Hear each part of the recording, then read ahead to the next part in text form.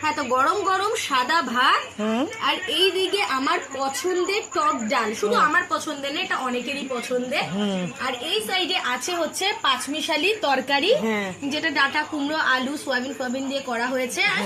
আর এই সাইডে আছে সোয়াবিন ইঁচড় আলু দিয়ে তরকারি। আজকে এই যে সোয়াবিন ইঁচড় আর আলু দিয়ে তরকারিটা করেছে, এটা কেমন হলো?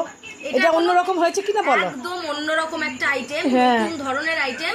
একঘেয়ে ইঁচড়ের তরকারি যদি পছন্দ না হয়, এইভাবে অবশ্যই বানিয়ে খেতে পারেন। এবং ডাল দিয়েও ভালো লাগে, ডাল দিয়েও ভালো লাগে। তো মানে অসাধারণ হয়েছে ব্যাপারটা।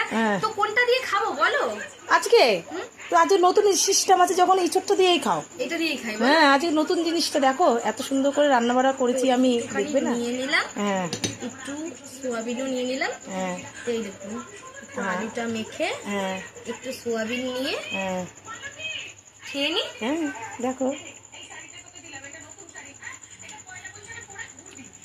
অসাধারণ হয়েছে মা। তাই? যেরকম নতুন আইটেম সেরকম খেতেও ভীষণ টেস্টি। তো ঠিক আছে বন্ধুরা, আমাদের ভিডিও কেমন লাগে অবশ্যই কিন্তু সেটা জানাতে ভুলবে না। যেটুকুই, টাটা। টাটা সোনা।